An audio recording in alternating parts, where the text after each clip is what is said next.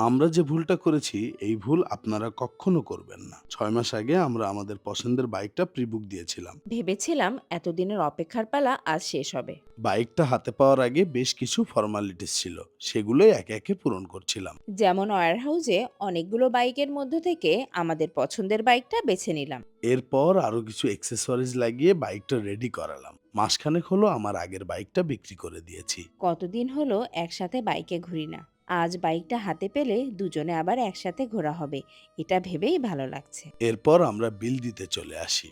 Payment option হিসাবে আমরা বেছে নিয়েছিলাম ব্যাংক ট্রান্সফার। এখানেই বাধে আসল ঝামেলা। টাকা ট্রান্সফারের সময় ৩ লক্ষ টাকা আমার ব্যাংক থেকে কাটা যায়, কিন্তু কোম্পানির অ্যাকাউন্টে তা পৌঁছায় না। বিষয়টা ব্যাংকে জানালে তারা এই সমস্যাটা সমাধানের জন্য ১০ দিন সময় চায়। এদিকে পেমেন্ট কমপ্লিট না হওয়ার কারণে আজ আর বাইকটা হাতে পাচ্ছি না। এসেছিলাম বুক ভরা আশা নিয়ে, কিন্তু ফিরে যেতে হচ্ছে একরাশ হতাশা নিয়ে। পরের দিন আবার বাইক ডেলিভারি নিতে চলে এসেছি, কিন্তু এবার আর আগের মতো ভুল করিনি। ক্যাশ টাকা সাথে নিয়ে এসেছি, যাতে করে এবার আর খালি হাতে ফিরে যেতে না হয়। অবশেষে বাইকের চাবিটা হাতে পেলাম। এমন একটা সময় ছিল যখন নিজের টাকায় একটা সাইকেল কেনারও ক্ষমতা ছিল না। আলহামদুলিল্লাহ, নিজের উপার্জিত অর্থ দিয়ে আজ আমার স্বপ্নের বাইকটা কিনতে পেরেছি। আমার এই সুখটুকু আমার বউ আর ছেলের সাথে ভাগ করে নিচ্ছিলাম। প্রিয়জনের খুশির কোনো মুহূর্তে তার সাথে থাকতে পারাটা অনেক আনন্দের।